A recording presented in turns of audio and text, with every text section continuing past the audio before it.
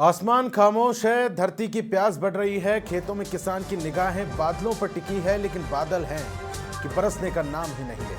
नमस्कार, बहुत स्वागत है आपका। वक्त तो चला है पंचलाइन का और मैं हूं प्रताप सिंह आपके साथ। राजस्थान में मानसून की रफ्तार अचानक से थम गई है। जिन बारिशों ने उम्मीद जगाई थी, वही उम्मीद अब चिंता में बदलती दिख रही है। बांधों का जलस्तर कम हो रहा है, खरीफ की फसल दांव पर है और गाँव में इंद्रदेव को मनाने के लिए पारंपरिक अनुष्ठान शुरू हो चुके हैं।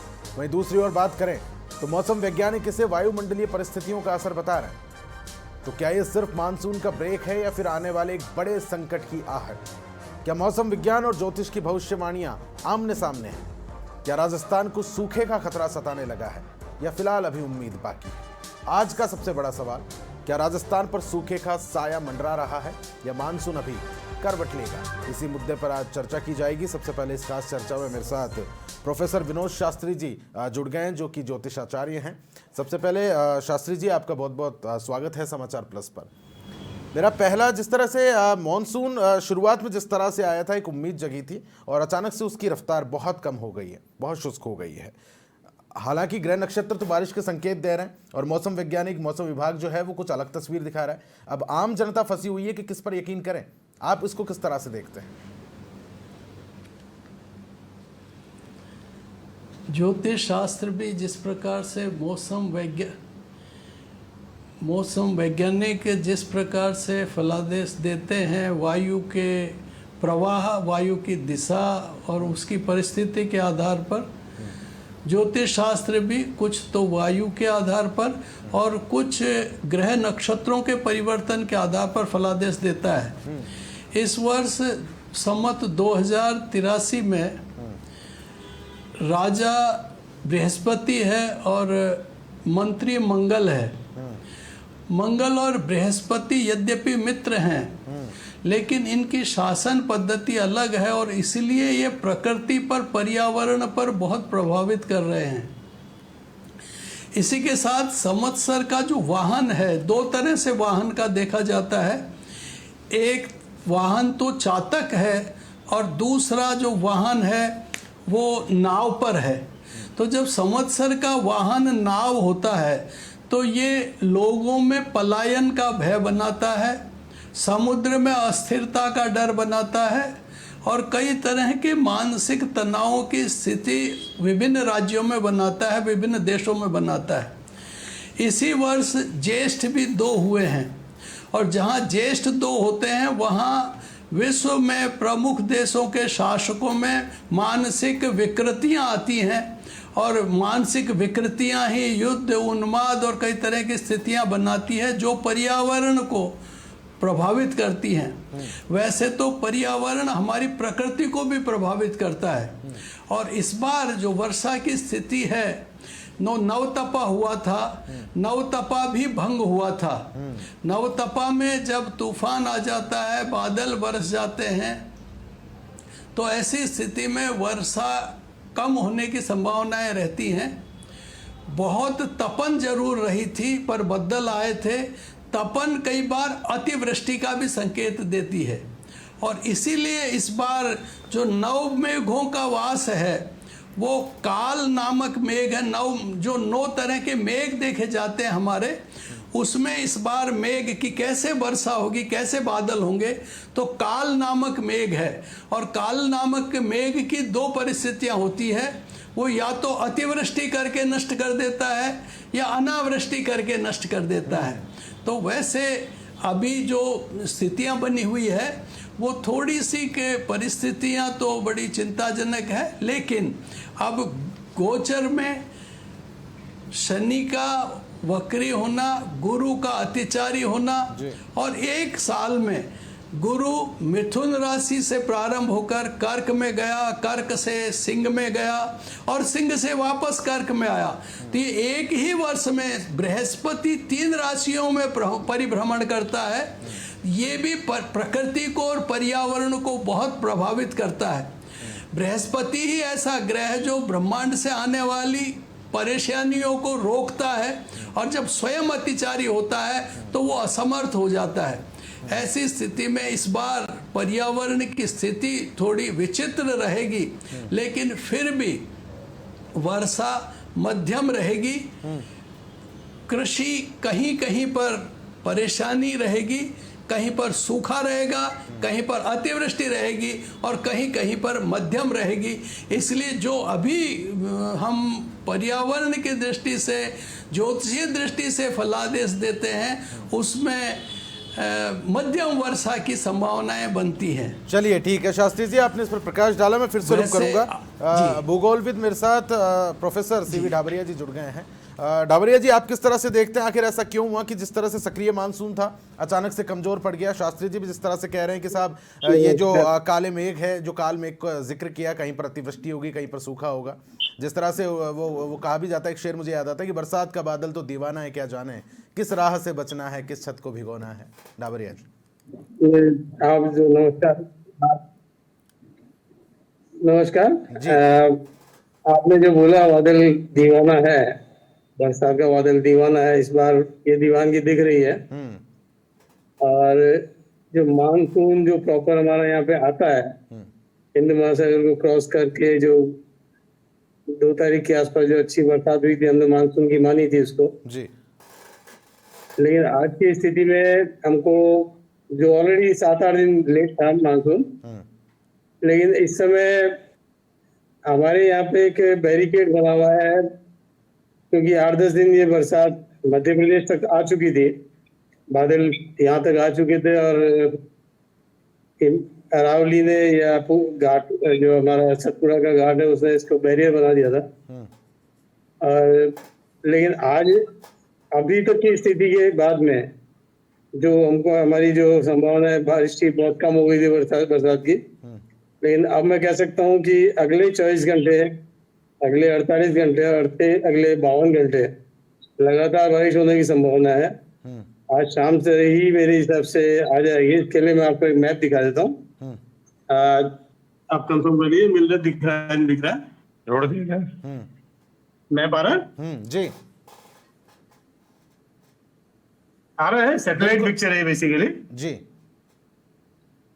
इसमें आपको बादल सारे घूमते हुए दिख रहे हैं, इनका मूवमेंट दिख रहा है पूरा। इसमें डिस्टर्बेंस इतना ही है कि जो हमारे मानसून, जो हमारा हिंद महासागर से इधर से आया था, वो इसके अंदर मर्ज हो चुका है। और अभी ये जो बैरिकेड कल तक हमारा ये मध्य प्रदेश की सीमा पे लगा हुआ था, वो अब ये बादल इन हवाओं के साथ में राजस्थान में एंटर कर रहे हैं और अगले 3 दिन तक अच्छी बरसात होने की संभावना है। कल श्रीनगर तक ये बादल आपको दिख रहे हैं जी। ये आपको दिख रहा है? बिल्कुल बिल्कुल दिखाई पड़, ये श्रीनगर की बरसात है कल रात की। और ये हमारा जो यूपी और उत्तराखंड में बारिश का दौर चल रहा है, पहाड़ों पे इस समय बरसात काफी ज्यादा हो रही है। और ये पूरे बादल इस समय हमारे हवाओं के साथ में राजस्थान में एंटर कर रहे हैं। ये भरतपुर तक आ चुके हैं और जयपुर में आज रात तक पहुंच जाएंगे, ऐसी मेरे को संभावना लग रही है, यदि इसी तरह हवाएं चली। चलिए फिर बारिश की उम्मीद हम कर सकते हैं कि बारिश तो होगी। उम्मीद पूरी है और उम्मीद पे तो दुनिया कायम है। हमारे लिए तो वो भगवान का प्रसाद है।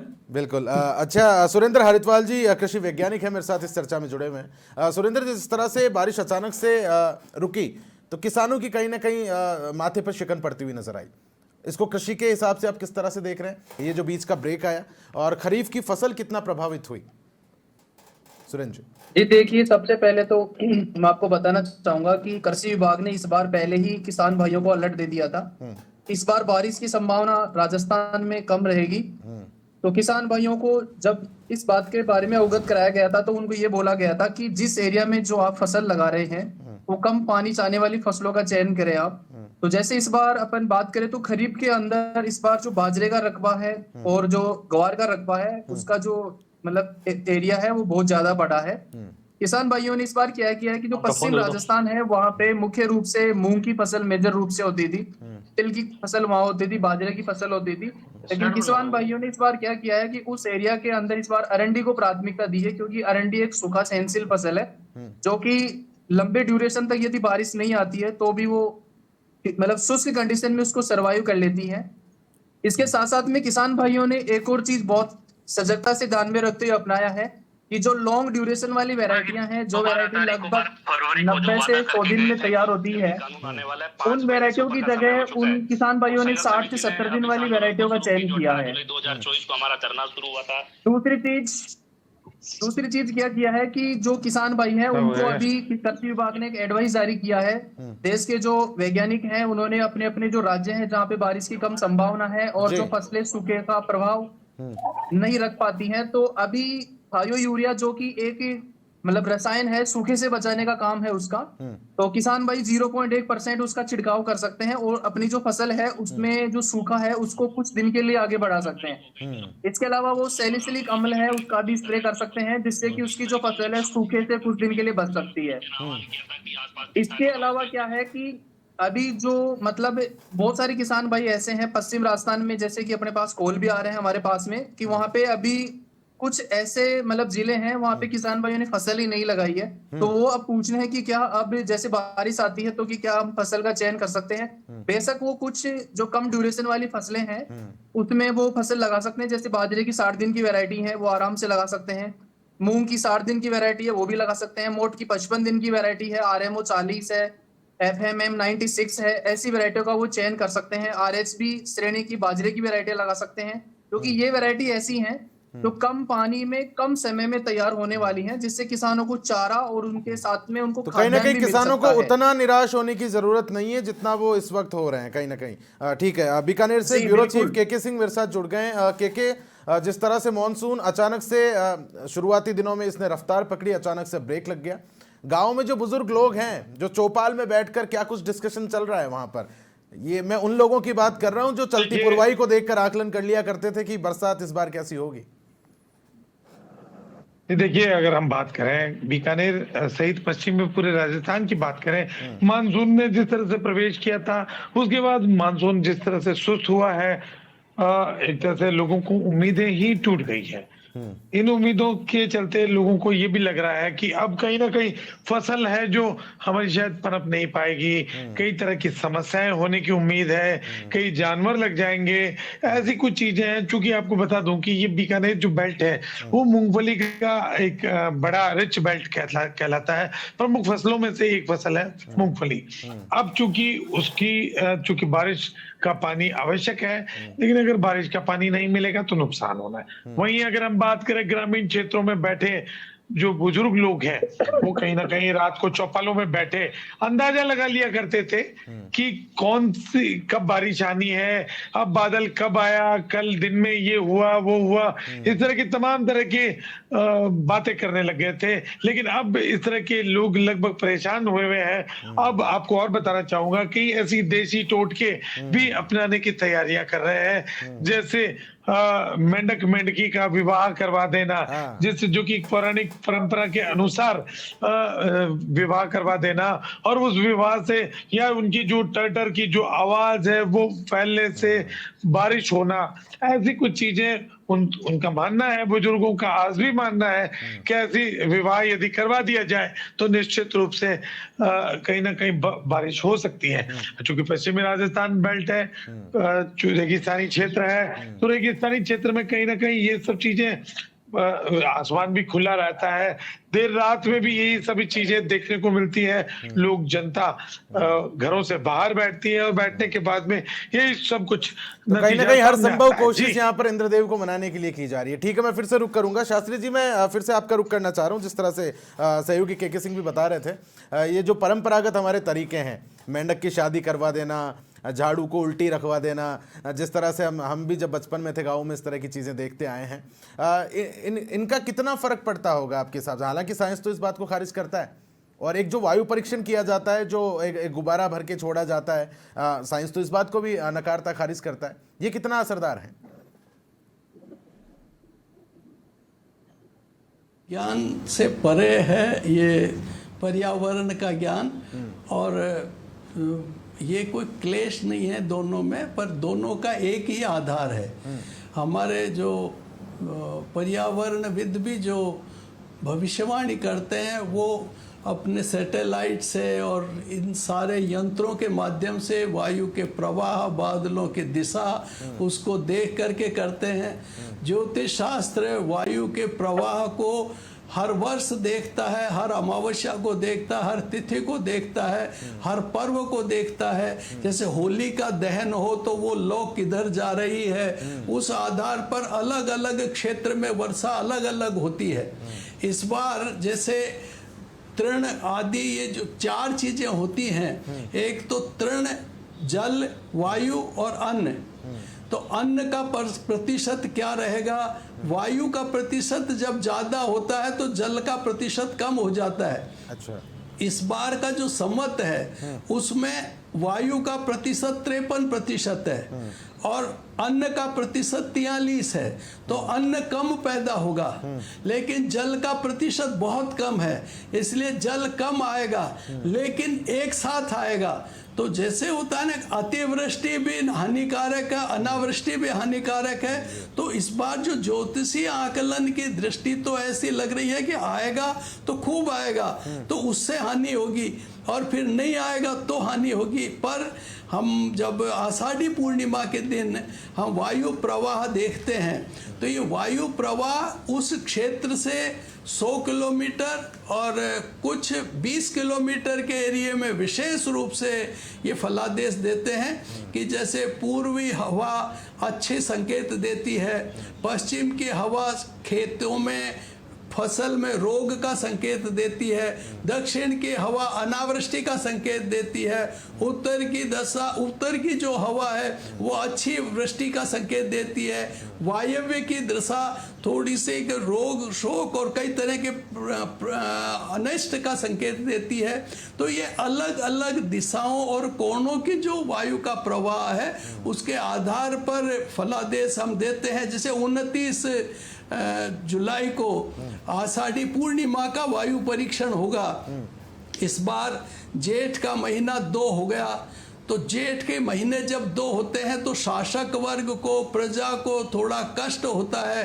तो अब ये सारे फलादेश वैज्ञानिकों की दृष्टि तो प्रत्यक्ष पर रहती है कि जो दिखाई देता है उसके अलावा बोल नहीं सकते। जैसे पहले, आज तो सैटेलाइट हो गया है, लेकिन पहले के समय में जब मौसम विज्ञान भविष्यवाणी करता था और ज्योतिषियों की भविष्यवाणी होती थी तो ज्योतिषियों की भविष्यवाणी का प्रतिशत ज्यादा अच्छा रहता था, क्योंकि वायु प्रवाह को अध्ययन वो आज जैसी सटीक व्यवस्थाएं उस समय नहीं थी। लेकिन ये जो हमारे पर्यावरण के और जो बादल और सम्मत का जो फलादेश है ये तो वायु प्रवाह के आधार पर है और ये पूर्ण वैज्ञानिक है और उस क्षेत्र के लिए सटीक भविष्यवाणी होती है। इस बार मध्यम वर्षा होगी इधर, लेकिन कहीं कहीं अतिवृष्टि होगी। जल का अनुपात है वो औसत रहेगा। वैसे ईश्वर की लीला को कोई पढ़ नहीं सकता है, लेकिन हम जो ज्योतिषीय गणना और पर्यावरणीय वायु प्रवाह इनके माध्यम से पढ़ने की कोशिश करते हैं। जी ठीक है शास्त्री जी, मैं फिर से रुक करूंगा। प्रोफेसर सीवी डाबरिया जी मेरे साथ जुड़े हैं। डाबरिया जी, अरावली है, तापमान और हवा की दिशा मानसून को कितना प्रभावित करती है? मुख्यतः मैं राजस्थान के हवाले से बात करूं।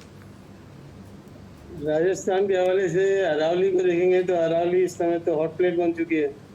तो आपका जो मानसून रुका हुआ है, या 10 दिन रुकता है या 20 दिन रुकता है, उसकी वजह वो मेन है।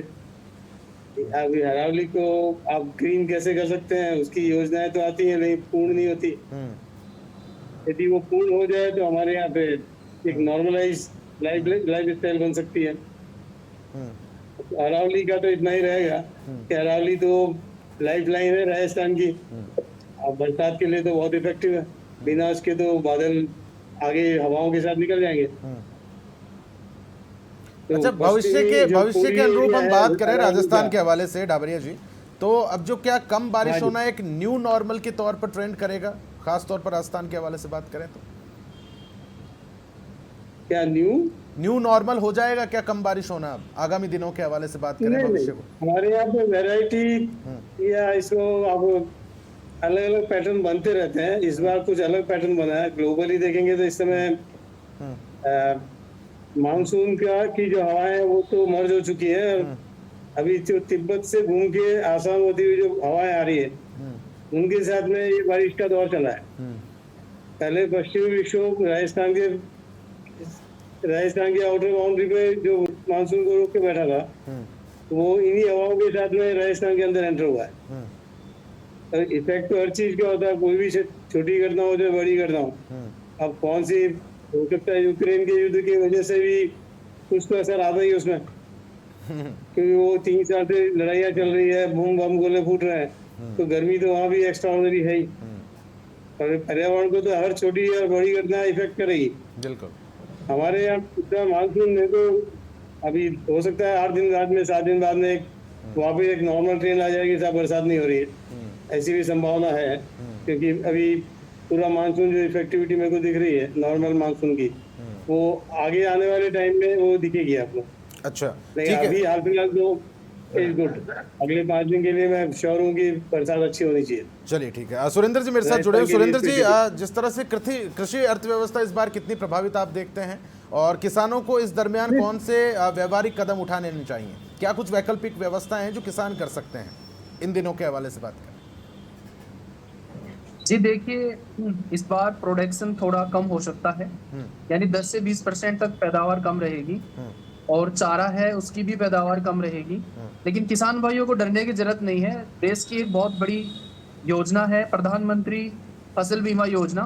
यदि अतिवृष्टि होती है या अल्प वृष्टि होती है या सूखा पड़ता है, तो अभी 31 जुलाई 2026 तक अपना जो खेत है उसमें जो फसल लगाई है उसका इंश्योरेंस किसान भाई करवा सकता है। उसकी 31 जुलाई लास्ट डेट है।